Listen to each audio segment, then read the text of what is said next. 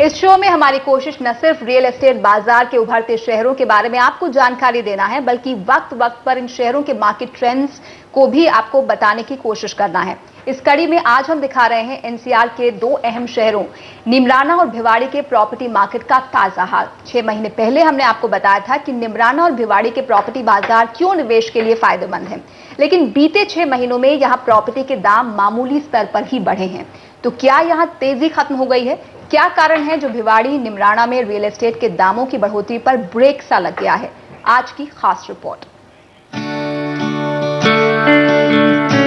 कुछ महीने पहले तक जिन बाजारों में हलचल थी, 2010 और सितंबर 2013 के बीच जहां दाम और घरों की खपत तेजी से ऊंचाइयां छू रही थी, वहीं निमराना और भिवाड़ी आज कोशिश में है कि किसी तरह खरीदार आते रहें। आंकड़ों को देखें तो इन शहरों में औसत दाम पिछले कुछ महीनों में जरा से बढ़े हैं, लेकिन पार्सवनाथ जैसे नामी बिल्डर जो अब भी वहां मौजूद हैं, उन्हें इन इलाकों के भविष्य के बारे में अब भी उम्मीद है।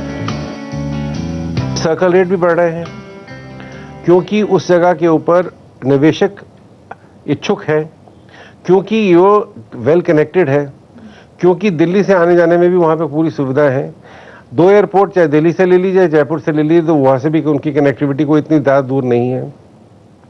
अगर हम हर तरफ से देखें तो ये पाया जाता है कि इसमें हमेशा ही ग्रोथ रही है और एनुअल ग्रोथ 20% की टर्नओवर आप समझें कि ग्रोथ हो रही है।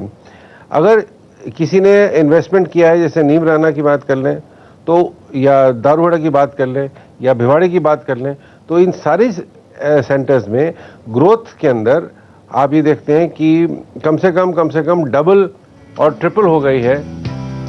आइए देखते हैं कि पिछले चंद महीनों में बाजारों की क्या हालत रही। सितंबर 2013 और फरवरी 2014 के बीच नीमराना में प्रॉपर्टी के दाम बस 4.35% बढ़े।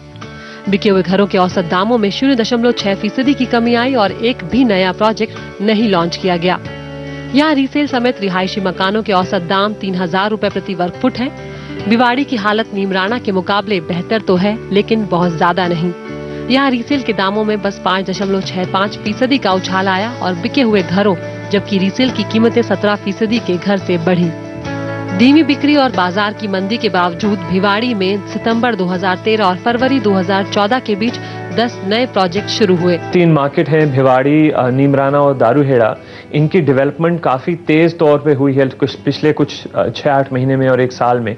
और कस्टमर का जितना इंटरेस्ट रहा था, जहाँ के पहले वो प्राइम गुड़गांव में देखते थे, आजकल कस्टमर इंटरेस्ट बहुत कुछ इन 3 मार्केट्स पे रहा है, क्योंकि गुड़गांव में दाम बहुत ज़्यादा बढ़ चुके हैं।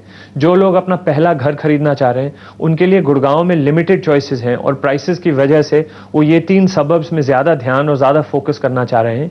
काफ़ी कुछ डेवलपर्स जो कि इन एरियाज़ में फोकस करते हैं, उन्होंने नए प्रोजेक्ट भी लॉन्च किए हैं। अगर दाम की बात करें तो 2500 से 3000 के आसपास तक पर स्क्वायर फुट आपको काफ़ी ऑप्शन मिल जाते हैं। और कस्टमर जो अपना पहला घर खरीद रहे हैं, उन्हें 3-4 से ज़्यादा चॉइस मिल जाएंगी जिसमें वो इन्वेस्टमेंट कर पाएँ। जहाँ तक इन्वेस्टमेंट की बात है, यहाँ पे हमारा ये मानना है कि अगले 2-3 साल में ये प्रॉपर्टीज बिल्कुल साउंड इन्वेस्टमेंट रहेंगी और कोई रिस्क नहीं रहेगा। बाजार इस उम्मीद पर थे कि यहाँ जापानीज जोन और प्रस्तावित कोरियन, जर्मन और अमेरिकन जोन बनेंगे। 38 यूनिवर्सिटियाँ खुलेंगी, जिनमें से अभी तक बस 18 बनी है। सोचा जा रहा था कि दिल्ली मुंबई औद्योगिक कॉरिडोर से भी इस बाजार को फायदा मिलेगा, लेकिन इस कॉरिडोर में भी बहुत कम काम हुआ है। यहाँ मौजूद डेवलपर्स का कहना है कि सुविधाओं की कमी से भी बाजार को खासा नुकसान हुआ है। कमियां हैं इन दोनों शहरों में, और ये कमी इसलिए भी आई है क्योंकि जिस रफ्तार से प्राइवेट डेवलपर्स ने घर बनाए हैं या मॉल्स बनाए हैं या होटल्स बनाए हैं, उस रफ्तार से शहर का विकास नहीं हुआ है। रियल एस्टेट के जानकारों की राय में ये बाजार अब भी पनप सकते हैं, बशर्ते यहाँ बिजली, सड़क, पानी जैसी सुविधाएं बेहतर की जाएं। नई दिल्ली से अनीतम ओझा, NDTV।